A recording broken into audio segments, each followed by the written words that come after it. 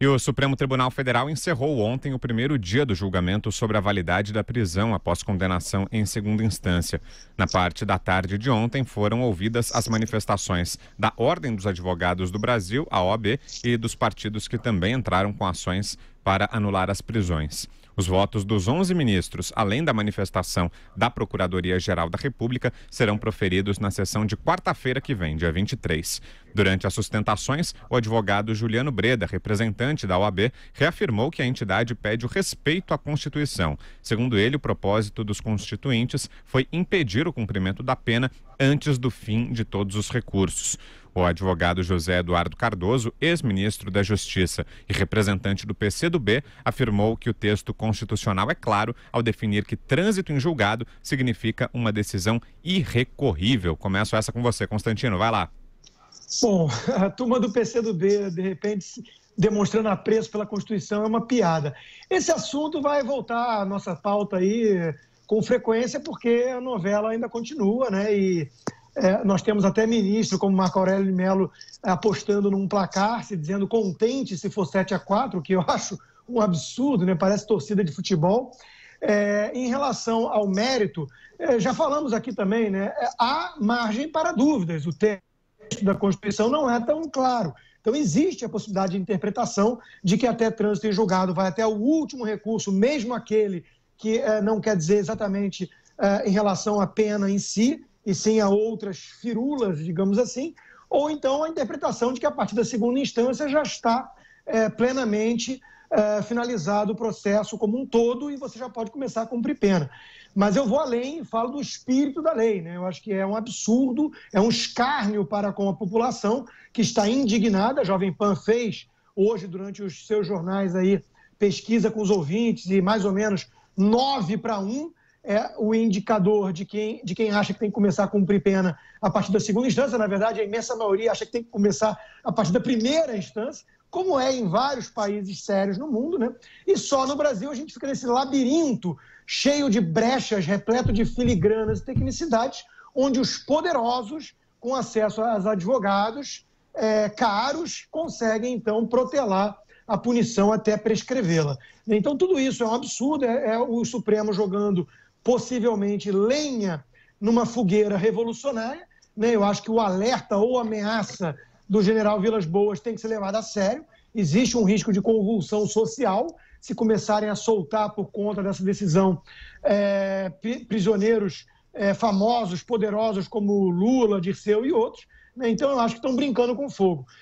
Nós vamos voltar a falar muito desse assunto aqui. Eu indico só ao nosso ouvinte internauta a coluna hoje, um texto hoje publicado no Estadão do Modesto Carvalhosa, onde ele, um jurista respeitado, defende que é constitucional, sim, você começar a aplicar a pena a partir da segunda instância. Eu fecho com ele.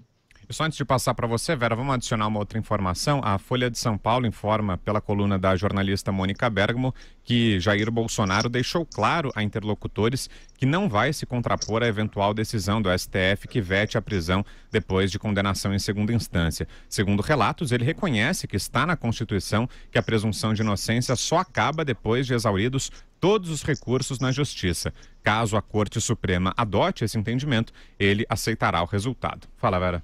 A interpretação jurídica da coisa, tem juristas respeitados dos dois lados, e não só os que querem acolchambrar, que acham que o trânsito final em julgado se dá após o exame de todos os recursos. Então, isso já foi alvo de controvérsias anteriores, já vigorou uma jurisprudência, depois outra. Então, a dúvida razoável, nesse caso do direito, eu não acho que seja só filigrana ou que seja só uma tentativa de promover um acordão na Lava Jato.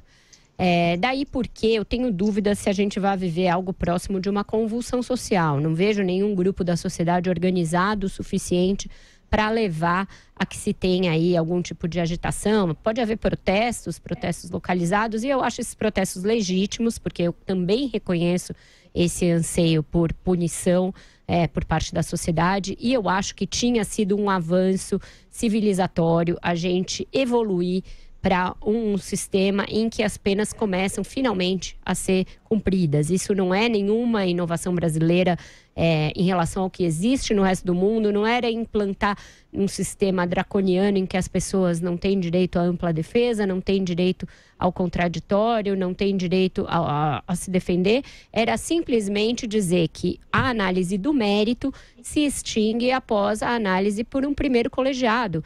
E que a partir de então você vai discutir formas, você vai discutir a aplicação da pena, você vai discutir outras questões que não impede que se comece a cumprir a pena, como acontece em vários e vários países do mundo, naqueles mais civilizados, naqueles em cujo direito o Brasil bebeu no seu ordenamento jurídico. Então, não é que se estabeleceu um regime de exceção no Brasil, não é disso que se trata, isso é pura narrativa. Isso é narrativa dos políticos que começaram a ser enredados a partir do momento em que se começou a executar a pena, a partir da condenação em segunda instância. E é por isso que eu também advogo a tese de que a condenação após segunda instância já permite um cumprimento da pena. Acho que nessa linha estão a maioria dos jornais, todos eles já fizeram editoriais, eu também li o artigo a que o Rodrigo se referiu. Vamos ver como os ministros vão se haver com essa situação em que, de um lado, existem as suas convicções hermenêuticas, jurídicas, etc. De outro, uma circunstância política para alguns deles. E, de outro, esse quadro de uma sociedade que está muito irritada com a possibilidade de haver retrocessos no combate à corrupção. Alguns deles estiveram com o presidente Jair Bolsonaro e, a partir disso, ele mandou o Carluxo fazer aquela imolação pública, admitir que ele que tinha tuitado na sua conta e fez essa outra manifestação de que não vai se contrapor a nenhuma decisão do Supremo. É óbvio que não vai. A decisão do Supremo se cumpre, a não ser que se recorra, e o presidente tem uma circunstância específica que também não nos cabe ignorar. Ele tem um filho que começou a ser investigado e cuja investigação foi interrompida por esses mesmos ministros do Supremo que agora advogam o fim da prisão após condenação em segunda instância. Então ele está meio fechado com esse pessoal. E a gente acabou de ver no primeiro bloco que o Bolsonaro funciona nesta base, não é na base institucional ou na base das grandes ideias, é na base das alianças de ocasião. Então, neste momento, Jair Bolsonaro é alguém que é tributário de Dias Toffoli e Gilmar Mendes. Ele não vai contrariá-los, da razão pela qual fez o Carluxo admitir algo que já era um segredo de polichinelo, que é ele que tuita pelo pai. Você, Josias? Eu ontem assisti um pedaço da sessão em que os advogados fizeram ali a sustentação oral. Acho que os advogados cumprem o papel, mas eu tive que me conter aqui para não ficar rindo à toa, porque nesse cenário que os advogados querem que seja restituído, o cenário de que sejam esgotados todos os recursos antes da prisão, eles ganham muito dinheiro. Então, ao advogado interessa o restabelecimento desse cenário, porque quanto mais recorre, mais o sujeito fica na mão do advogado, mais o interesse é pela protelação. Então, o advogado ganha mais dinheiro. Então, é razoável. Acho que o advogado cumpre o seu papel. Estou aqui lembrando só de um detalhe. E eu queria hoje fazer um papel aqui de porta-voz do ministro Gilmar Mendes. Não esse Gilmar atual, que deve votar a favor da volta daquele cenário em que a prisão só pode ocorrer depois de esgotadas todas as possibilidades de recurso, inclusive no Supremo. Eu quero ser porta-voz do Gilmar Mendes, que votou a favor da prisão em segunda instância em 2016. Esse Gilmar de 2016 disse que praticamente não se conhece no mundo civilizado um país que exija o trânsito em julgado nos processos criminais. O Gilmar de 2016...